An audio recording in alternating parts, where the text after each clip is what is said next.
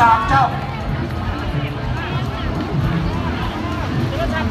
แต่ว่าพี่น้องครับคอมเมนต์มาว่าเจ้าพอครับสิง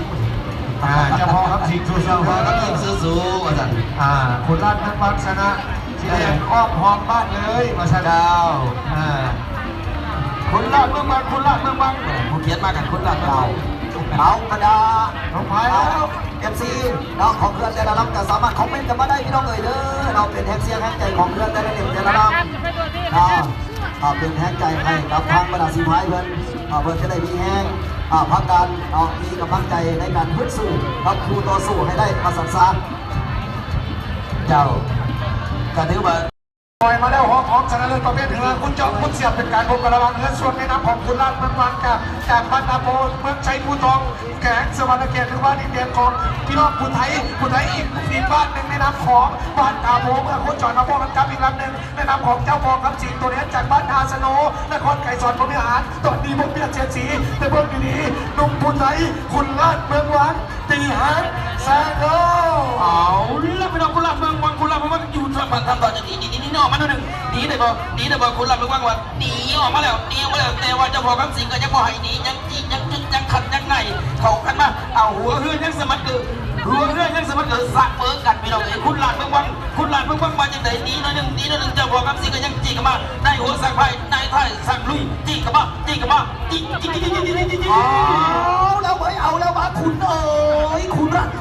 เมืองวังตอนนี้หนีออกมาได้อยู่ในหนึ่งที่เราหนีการตามล่าของพระเจ้าพ่อคำสิงเอาแล้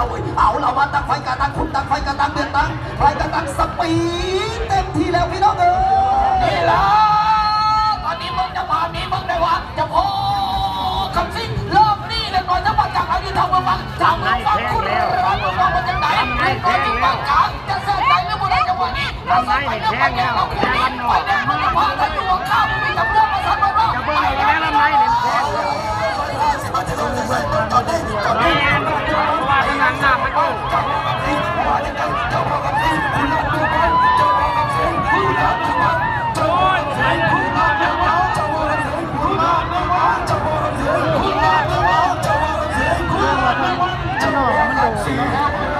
อันนี้มันเป็นน้ำวนดวงน่ะน้ำมันตีกับดวงอ่ะแถวไหนน้ำแห้งนี่แบบไหน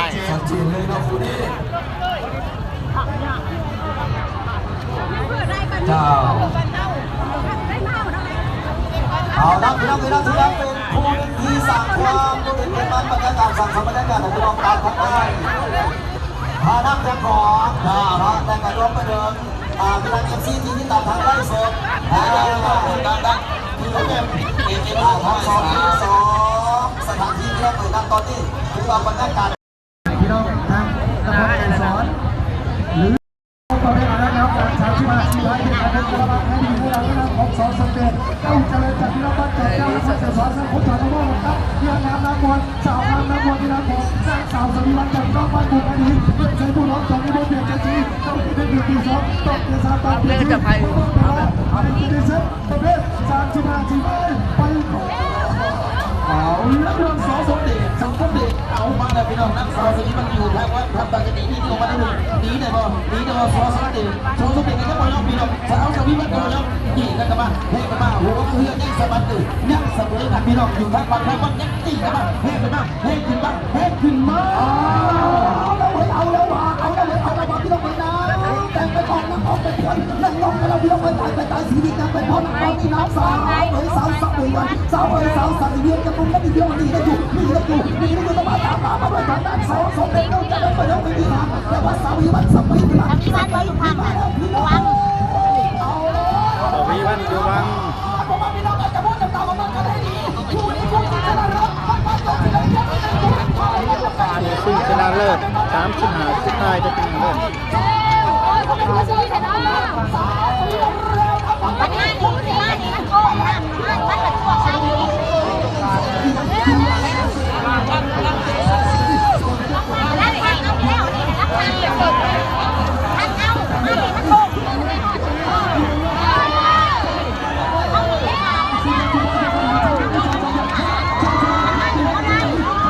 ถ้ามันน่าชมทางนี้นี่มันดูได้ใช่ไหม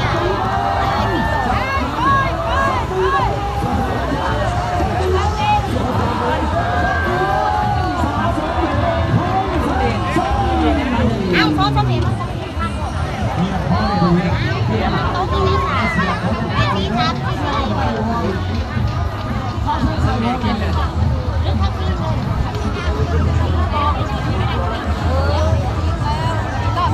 นสู่กันยังสมศักดิ์ศรีสัปดาห์นี้ที่ผู้ชนะประเมินการ35ไม่คิดเกี่ยวกับข้อที่จะพิจารณาประสบผลสำเร็จที่เราจะพิจารณา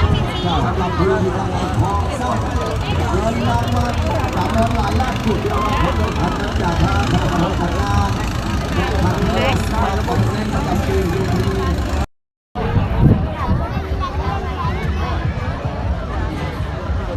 รับฟังจะเป็นงานบริการเสร็จเมืองจากพี่น้องบ้านของครับรับฟังจะเป็นกอง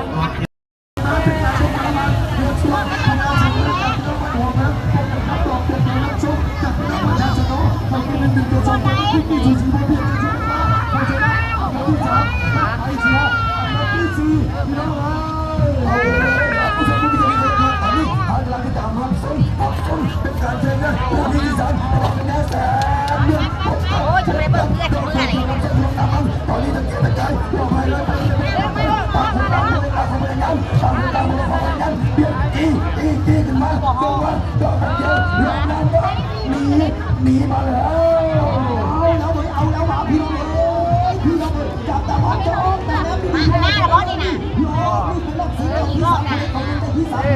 งที่สี่ของประเภทใหญ่ตีระดับดอก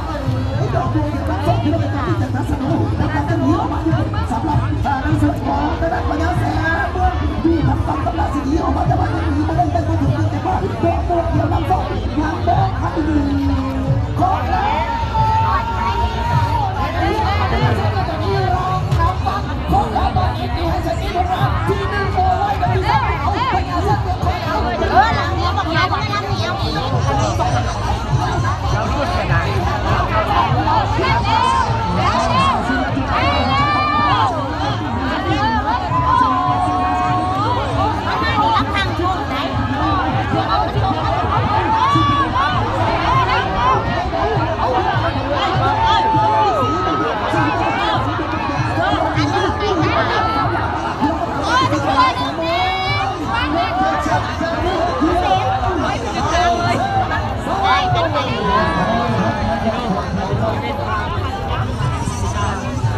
บกเกี่ยวเข่าที่หนึ่ง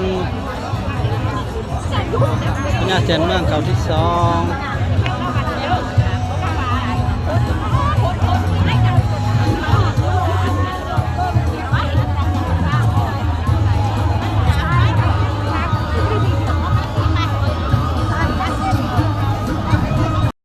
เชียร์เป็นการร่วมกันระหว่างกระทรวงการเงินจีจากพี่น้องมานพันเพื่อใช้ผู้ท้องอยู่เบื้องหลังตรงเชียร์จีเขียวเป็นการก้าวอีกครั้งหนึ่งนะครับของกระทรวงเจ้าพ่อคำสิงจากพี่น้องมานสนุนและคนใจสนผู้บริหารแข่งสวรรค์เกตกว่าอีก365 วันพบกันใหม่สำหรับเมื่อคู่นี้แต่ว่ารองนี้รองที่วันที่3ไทยจะต้องการวันที่3ไทยจะพูดในวันที่4แต่ว่าพอชีได้ที่3ที่4ต้องไปหากันก่อนพี่น้องเอาแล้วไม่ต้องทำเจ้าพ่อกับสิงห์นางแพงศรีพร้อมเจ้าพ่อกับสิงห์ว่าจะเอาที่4เอาที่3บอกเกี่ยวมาเลยมาดิเจ้าพ่อกับสิงห์อยู่ท่าบังคับกันจะมีออกมาเลยหนีได้บอกนางแพงศรีกับบ่ให้หนียักกอดทอดเจ้าพ่ออยู่เจ้าพ่อกับสิงห์ว่าจะไหนยักจียักไข่ยักคนยักหุ่นยักมาแพงขึ้นมานั่นก็คือเจ้าพ่อกับสิงห์นางแพงศรีว่าจังไหนบ่าวครับแล้วเบอร์เอาละมาแพงสีนี่แพงไปเพื่อดีก็ได้จากพี่น้องทั้งบ้านทั้งพานพี่น้องทั้งกลุ่มบริษัทผู้โดยทุกส่งเข้าแข่งขันสำหรับสนามแห่งในปีนี้ว่าจะได้เจ้าพ่อคำสิงเสียเอาที่4เสียเอาที่3คำตอบอยู่ที่แพงสีนี่เลยเพราะว่าพี่น้องตอนนี้นี่โรดกับพ่อคำสิงทางมาฟังมันจะได้ตรงนี้เริ่มแข่งเส้นแห่งนี้แล้วขอจะมาจากเราได้พี่น้องเลยนางเพชรซี่วันไหนที่3เอาหัวเรือเสียวที่4จังหวัดนี้ถ้าจะได้ที่3ต้องติดเครื่องเ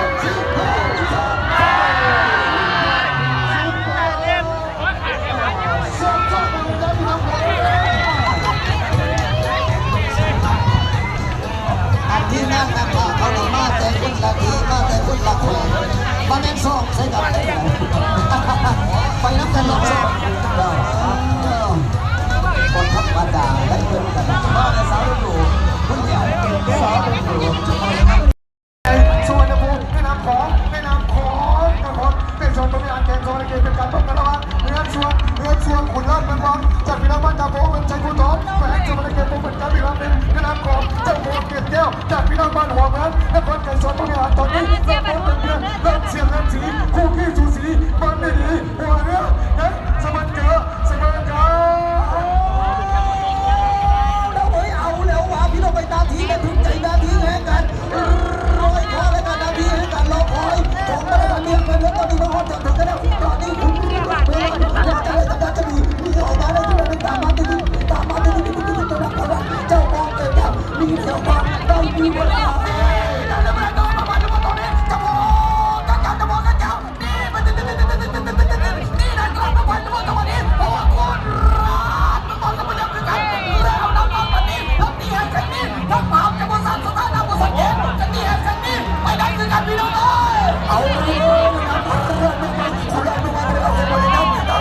ลาบมากก้อนนะ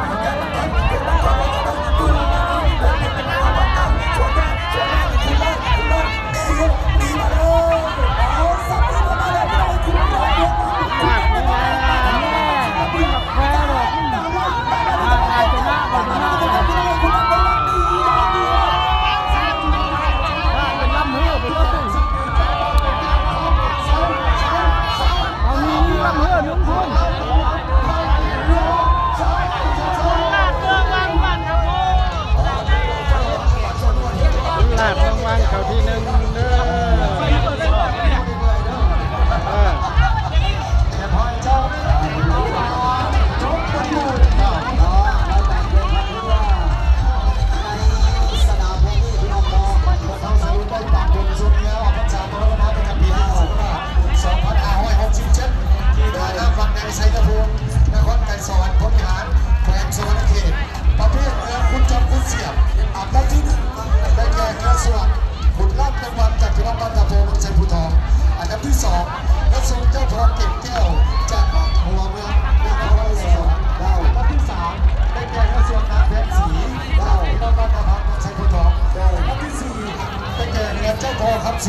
จากพิรพัฒน์ภาสนาโดยส่วนประเภทเงินที่ประกอบอันดับที่1ได้แก่กระทรวงเงินแทนน้ำฟ้าจากบ้านทาเฮนครไก่สอนบริหารอันดับที่2ได้แก่ที่เรือมังกรไซกองบัญชาการทหารเกินสวรรค์เกตอันดับที่3ได้แก่ที่เรือดอกโบเกียวน้ำสู้จากพิรพัฒน์ภาสนานครไก่สอนบริหารและอันดับที่4ได้แก่ที่เรือพญาแสนเมืองจากบ้านหัวเมืองนครไก่สอนบริหารส่วนประเภทเรือกลาง35สีพายอันดับที่1ได้แก่ส.สมเด็จเก้าเจริญจากพิรพัฒน์จอมแก้วนครไก่สอนอันดับที่2ได้แก่นักสาวสวีวันบ้านปุงนาดีเมืองไซภูดองอันดับที่3ได้แก่ที่เรือเพชรดานทำจากการอันไซภูดองและอันดับที่4ได้แก่ที่เรือเวส425จากบ้านเจ๊งกอกเมืองจากพรครับผู้เชียร์เป็นการป้องกันระวังกระทรวงนั้นเป็นทีจากพี่น้องมานพันธ์เพื่อใช้ผู้ท้องอยู่เบื้องหลังตรงเชียร์สีขาวเขียวเป็นการก้าวอีกรอบหนึ่งในนามของกระทรวงเจ้าพ่อคำจริงจากพี่น้องบ้านนาสนุนครไก่สอนผู้บริหารแข่งสวรรค์เกตกว่าไปอีก365 วันพบกันใหม่สำหรับเมื่อคู่นี้แต่ว่ารอบนี้รอบที่วันที่3ไทยจะต้องการรอบที่3ไทยจะผู้เล่นวันที่4แต่ว่าบอลสีที่3ที่4ต้องไปหากันก่อนพี่น้องเอาแล้วเราทำเจ้าพ่อครับสิงห์นางเป็นสีเจ้าพ่อครับสิงห์ว่าจะเอาที่4เอาที่3บอกเกี่ยวมาเลยมาดิเจ้าพ่อครับสิงห์อยู่ท่าบังคับกันจะมีออกมาหนึ่งนี่เลยบอกนางเป็นสีกับบัวไหนี้ยักกอดทอดเจ้าพ่ออยู่เจ้าพ่อครับสิงห์ว่าอย่างไหนยักจียักไข่ยักคนยักหุ่นยักมาแห้งขึ้นมานั่งเป็นเจ้าพ่อครับสิงห์นางเป็นสีว่าจังไหนเบาเขาแล้วเบอร์เอาละมาแพงสี่นี่แห่งความไว้เพื่อดีเพื่อดังจากพี่น้องทั้งบ้านนาพานพี่น้องทั้งบริษัทผู้โดนทุกส่งเข้าแข่งขันสนับสนามแห่งในปีนี้ว่าได้เลยเจ้าพ่อคำสิงเจ้าพ่อคำสิงเสียเอาที่4มีเสียเอาที่3คำตอบตัวที่แพ้4นี่เลยเพราะว่าพี่น้องตอนนี้นี่โรดเจ้าพ่อคำสิงทางฟังก็จะได้ตรงนี้เริ่มแข่งเส้นแห่งนี้แล้วขอจะมาจากของผมพี่น้องเลยนำเพลซี่ไว้ตรงไหนที่3เอาหัวเพื่อเสียเอาที่4จังหวะนี้ถ้าจะได้ที่3ต่อติดเครื่องเ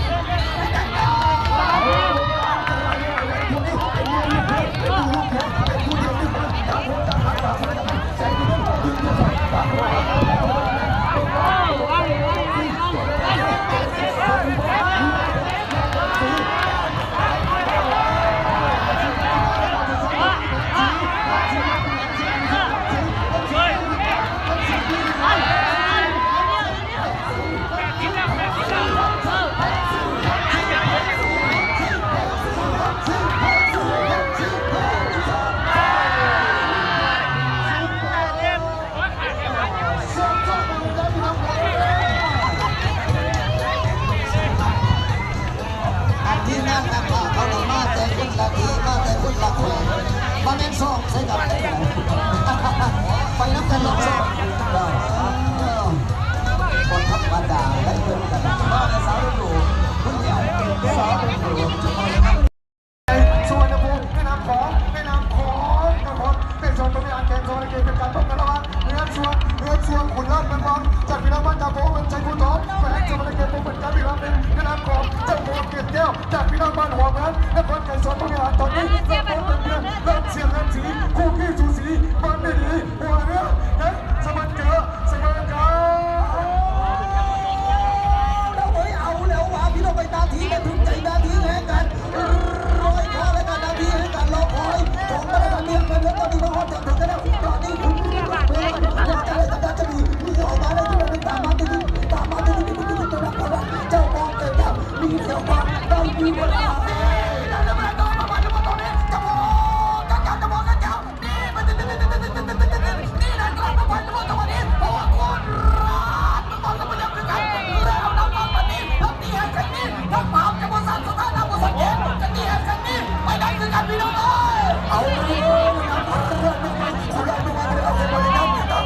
ลากมากก้อนนะ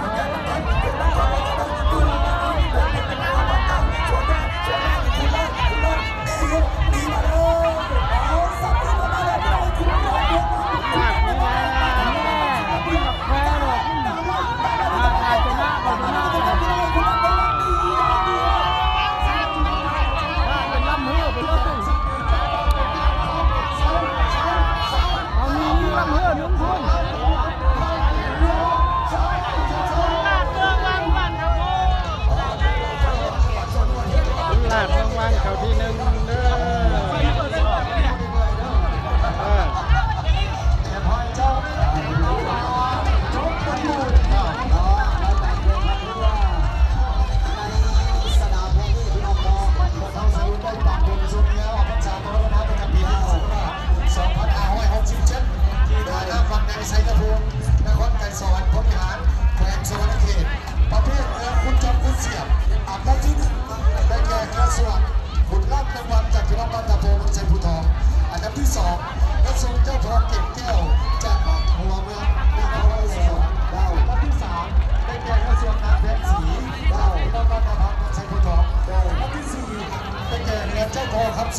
จากพิรามบ้านทาสนองโดยส่วนประเภทเรือที่ประกอบอันดับที่1ได้แก่กระทรวงเงินแผ่เมืองฟ้าจากบ้านทาเฮนครไก่สอนบริหารอันดับที่2ได้แก่ที่เรือมังกรไซของราชการทหารแขกสวรรณเขตอันดับที่3ได้แก่ที่เรือดอกโบกเกียวน้ำสู้จากพิรามบ้านทาสนองนครไก่สอนบริหารและอันดับที่4ได้แก่ที่เรือพญาแสนเมืองจากบ้านหัวเมืองนครไก่สอนบริหารส่วนประ